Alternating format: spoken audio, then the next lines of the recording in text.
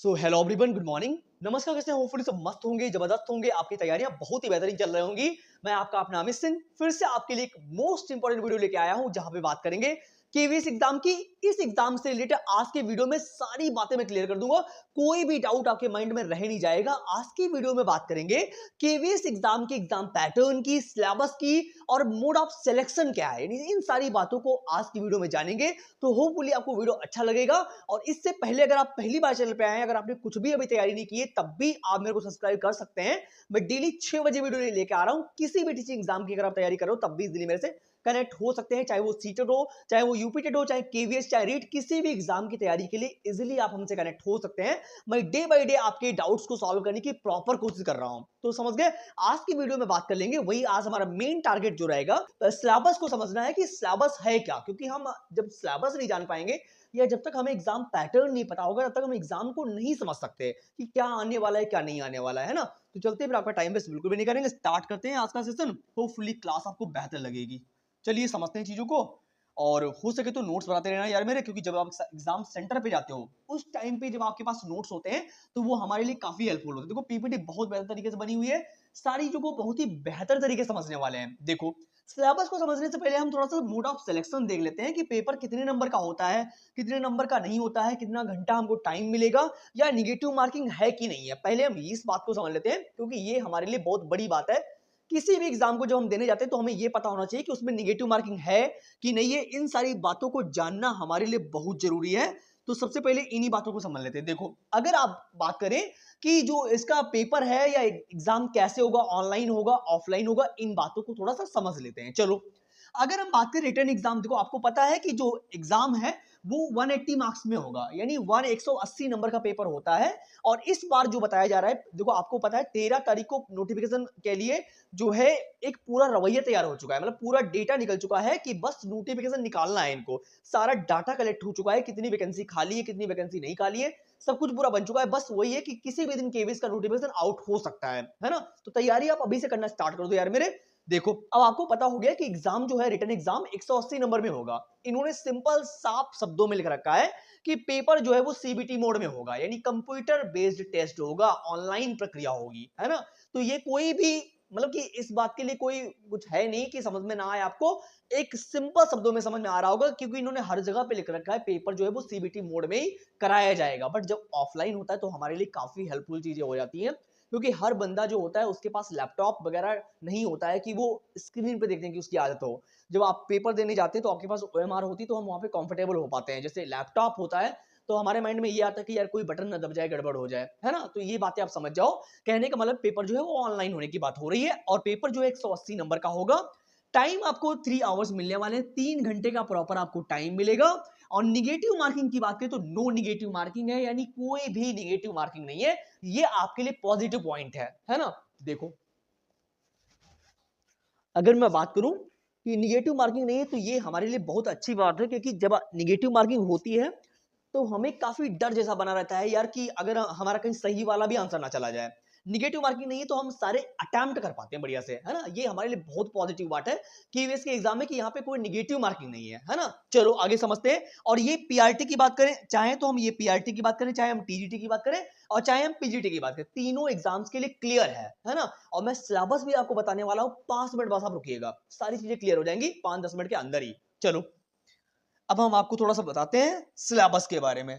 ये तो आपको ये पता हो गया कि जो है निगेटिव मार्किंग वगैरह है कि नहीं है, टाइम कितना मिलने वाला। देखो, सिंपल शब्दों में लिख रखा है कि पेपर जो है वो 180 नंबर के क्वेश्चंस होंगे, 180 नंबर का जो होगा पेपर होगा। चलो, अब हम आपको सिलेबस समझा देते हैं कि सिलेबस क्या है। देखो यार, सिलेबस समझना हमारे लिए बहुत जरूरी है, क्योंकि जब हमें सिलेबस पता होता है, तो हम बढ़िया से चीजें अटेम्प्ट कर पाते हैं, और हम पढ़ भी पाते हैं सही से, है ना। क्योंकि जब हमें यही नहीं पता होगा पेपर में आने वाला क्या है, तो हम कहाँ से चीजें अटेम्प्ट कर पाएंगे, और कहाँ से हम सीख पाएंगे कि क्या आने वाला है। तुक्का लगाने जा रहे हो तो फिर तो कोई बात नहीं यार, लगा के आ जाओ और नौकरी बढ़िया मिल जाएगी, है ना। आप खुद जानते हैं कि चाहे कोई भी क्या नाम वैकेंसी आउट हो रही, इतने दिनों के बाद आउट हो, 4-4 साल लग रहे हैं, है ना। तो अभी ये केवीएस आने वाला है, उसके बाद पता नहीं फिर कब आएगा, है। जिन लोगों ने सीटेट पास आउट कर लिया था, उनके लिए तो गोल्डन अपॉर्चुनिटी है।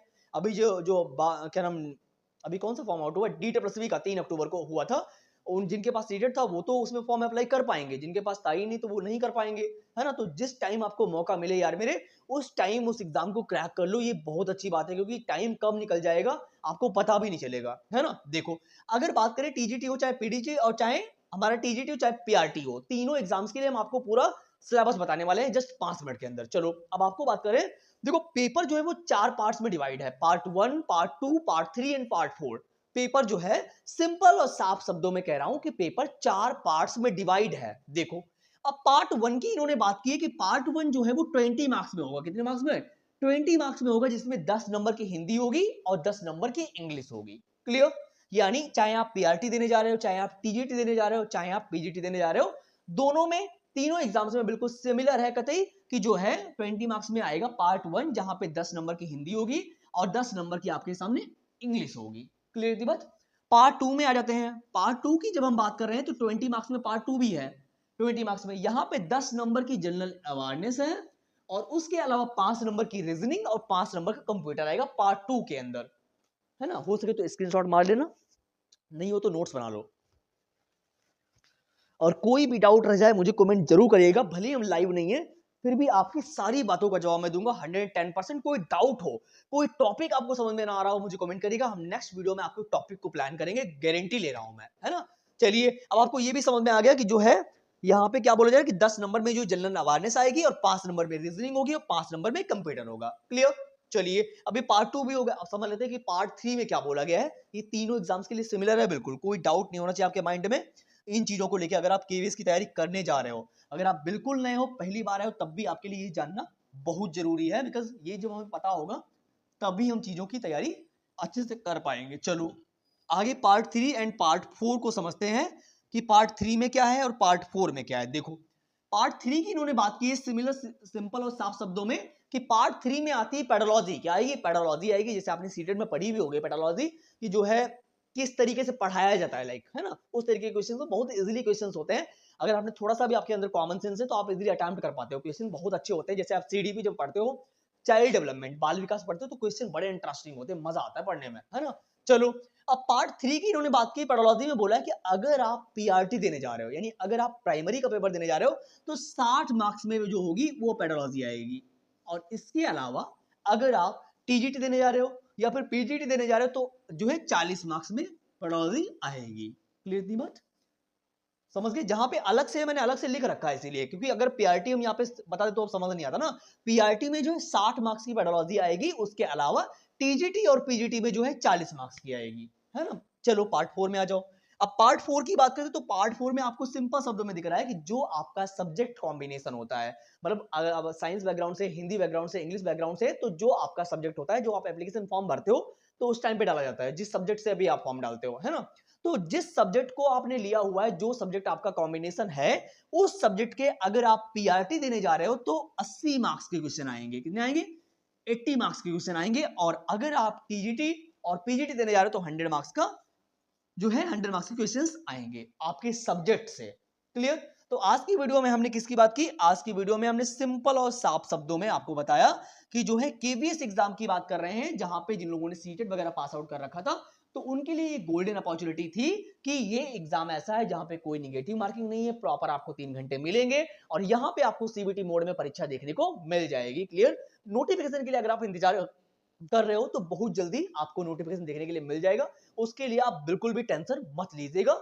समझ गए मेरी बात? चलिए सिलेबस की बात मैंने समझ ली, उसके बाद में आपको ये भी पता चल गया कि जो पेपर है वो कितने 4 पार्ट्स में डिवाइड है, पार्ट 1, पार्ट 2 और पार्ट 3 में डिवाइड है। पेपर जो है 180 नंबर वहां पे होंगे। होपफुली आपको ये सारी बातें क्लियर हो गई होंगी। तो जो भी डाउट रह गया हो कमेंट जरूर करिएगा, सेशन अच्छा लगा हो, थोड़ी सी भी अगर इन्फॉर्मेशन वीडियो लगी हो तो मुझे कमेंट जरूर करिएगा।